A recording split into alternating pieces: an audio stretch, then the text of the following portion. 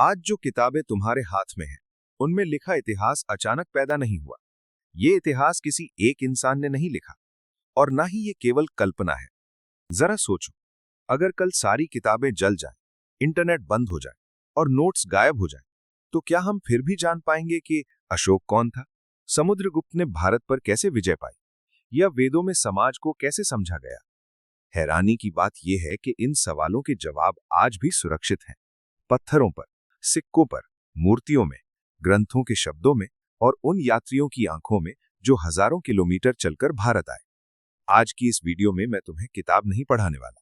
मैं तुम्हें दिखाऊंगा कि इतिहास कहां से निकला और किस आधार पर लिखा गया। अगर तुम ये समझ गए तो इतिहास याद नहीं करना पड़ेगा, इतिहास अपने आप समझ में आने लगेगा।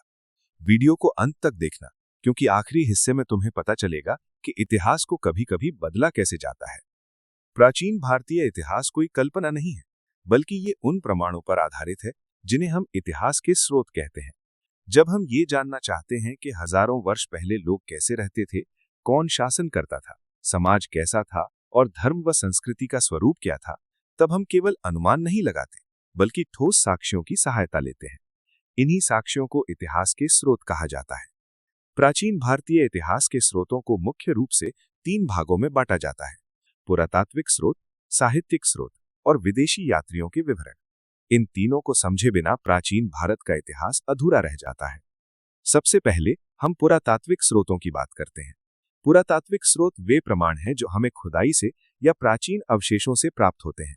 इनमें सबसे महत्वपूर्ण स्थान अभिलेखों का है। अभिलेख वे लेख हैं जो पत्थरों, स्तंभों, दीवारों, ताम्रपत्रों और सिक्कों पर खुदे मिलते हैं। इन अभिलेखों के अध्ययन को एपिग्राफी कहा जाता है। विश्व का सबसे प्राचीन अभिलेख मध्य एशिया के बोगज़कोई नामक स्थान से मिला है, जो लगभग 1400 ईसा पूर्व का माना जाता है और जिसमें इंद्र, मित्र, वरुण तथा नासत्य जैसे वैदिक देवताओं के नाम मिलते हैं। भारत में अब तक के सबसे प्राचीन अभिलेख मौर्य शासक अशोक के हैं, जो लगभग 300 ईसा पूर्व के हैं। भारतीय पुरातत्व विभाग का जनक सर अलेक्जेंडर कनिंघम को कहा जाता है। भारतवर्ष का सर्वप्रथम उल्लेख हाथी गुम्पा अभिलेख में मिलता है, जो कलिंग के राजा खारवेल से संबंधित है और तिथि रहित अभिलेख माना जाता है। अभिलेखों से हमें केवल राजाओं के नाम ही नहीं, बल्कि शासन व्यवस्था, समाज, धर्म और आर्थिक स्थिति की भी जानकारी मिलती है। उदाहरण के लिए, जूनागढ़ या गिरनार अभिलेख जो रुद्रदामन से संबंधित है, सुदर्शन झील के निर्माण और मरम्मत की जानकारी देता है। प्रयाग स्तंभ अभिलेख से समुद्रगुप्त की दिग्विजयों का विस्तृत विवरण मिलता है, इसी कारण उसे भारत का नेपोलियन कहा जाता है। नासिक और कार्ले अभिलेखों से सातवाहन शासकों की उपलब्धियों का ज्ञान होता है। एहोल अभिलेख से पुलकेशन द्वितीय की जानकारी मिलती है। भितरी और जूनागढ़ अभिलेखों में स्कंदगुप्त द्वारा हुणों पर विजय का वर्णन है। ऐरण अभिलेख से सती प्रथा का पहला लिखित प्रमाण मिलता है, जबकि मंदसौर अभिलेख से रेशम बुनकरों की श्रेणियों की जानकारी प्राप्त होती है। राजाओं की प्रशंसा में लिखे गए अभिलेखों को प्रशस्ति कहा जाता है। Doctor D.R. भंडारकर ने अभिलेखों के आधार पर सम्राट अशोक का इतिहास लिखा था। पुरातात्विक स्रोतों में सिक्कों का भी विशेष महत्व है। सिक्कों के अध्ययन को मुद्राशास्त्र कहा जाता है।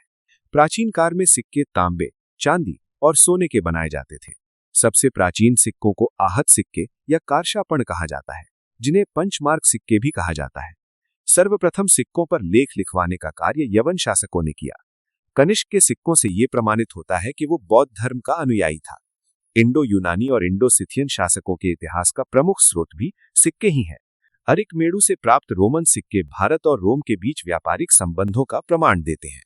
मूर्तियां और स्थापत्य कला भी पुरातात्विक स्रोतों का ही भाग है। उत्तर भारत के मंदिरों की शैली को नागर शैली, दक्षिण भारत के मंदिरों की शैली को द्रविड़ शैली तथा जिन मंदिरों में दोनों शैलियों का मिश्रण है, उन्हें बेसर शैली कहा जाता है। कुषाण, गुप्त और गुप्तोत्तर काल की मूर्तियां हमें उस समय की धार्मिक आस्थाओं और कला शैली की जानकारी देती हैं। भरहुत, सांची, बोधगया और अमरावती की मूर्ति कला में जन सामान्य के जीवन की वास्तविक झलक मिलती है। अजंता की गुफाओं में बने चित्र, जैसे माता शिशु और मरणासन्न राजकुमारी, गुप्तकालीन कला की उत्कृष्टता को दर्शाते हैं। अब हम साहित्यिक स्रोतों की ओर बढ़ते हैं। साहित्यिक स्रोतों में वैदिक साहित्य, ब्राह्मण, आरण्यक, उपनिषद, वेदांग, पुराण, स्मृति, बौद्ध और जैन साहित्य तथा लौकिक साहित्य सम्मिलित है। वैदिक साहित्य में सबसे प्राचीन ग्रंथ वेद हैं, जिनका अर्थ ज्ञान होता है। वेदों को श्रुति कहा जाता है क्योंकि इन्हें श्रवण परंपरा से सुरक्षित रखा गया। वेदों के संकलनकर्ता महर्षि कृष्ण द्वैपायन वेद व्यास माने जाते हैं। 4 वेद है: ऋग्वेद, यजुर्वेद, सामवेद और अथर्ववेद। ऋग्वेद सबसे प्राचीन वेद है जिसमें 10 मंडल, 1028 सूक्त और 10,462 ऋचाएं हैं।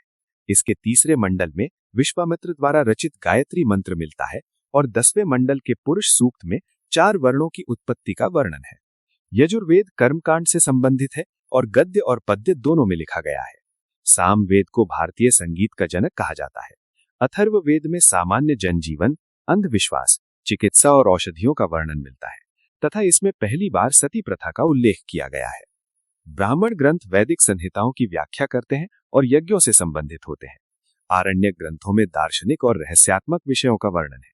उपनिषद वेदांत कहलाते हैं और ज्ञान मार्गी रचनाएं हैं। उपनिषदों की कुल संख्या 108 मानी जाती है, जिनमें से 12 प्रामाणिक हैं। सत्यमेव जयते मुंडक उपनिषद से लिया गया है और अहम ब्रह्मास्मि बृहदारण्यक उपनिषद भी मिलता है। वेदों को समझने के लिए वेदांगों की रचना की गई, जिनकी संख्या 6 है: शिक्षा, कल्प, व्याकरण, निरुक्त, छंद और ज्योतिष। पुराणों की संख्या 18 है और इनमें राजाओं की वंशावली मिलती है। मत्स्य, वायु और विष्णु पुराण इतिहास की दृष्टि से विशेष महत्वपूर्ण है। स्मृति साहित्य में मनुस्मृति, याज्ञवल्क्य स्मृति और नारद स्मृति प्रमुख है। बौद्ध साहित्य में त्रिपिटक सबसे महत्वपूर्ण ग्रंथ है जो पाली भाषा में लिखा गया है। जैन साहित्य को आगम कहा जाता है, जिनमें कल्प सूत्र और आचारांग सूत्र प्रमुख हैं। लौकिक साहित्य में कौटिल्य का अर्थशास्त्र और कल्हण की राजतरंगिणी इतिहास की दृष्टि से अत्यंत महत्वपूर्ण ग्रंथ है। अंत में विदेशी यात्रियों के विवरण भी प्राचीन भारतीय इतिहास के महत्वपूर्ण स्रोत है। यूनानी, रोमन, चीनी और अरबी यात्रियों ने भारत के समाज, धर्म और शासन व्यवस्था का वर्णन किया। मेगास्थनीज की पुस्तक इंडिका से मौर्यकालीन भारत की जानकारी मिलती है। फाहियान और हुएनसांग ने गुप्त और हर्षकालीन भारत का विवरण दिया। अलबरूनी की तहकीक हिंद राजपूत कालीन समाज पर प्रकाश डालती है।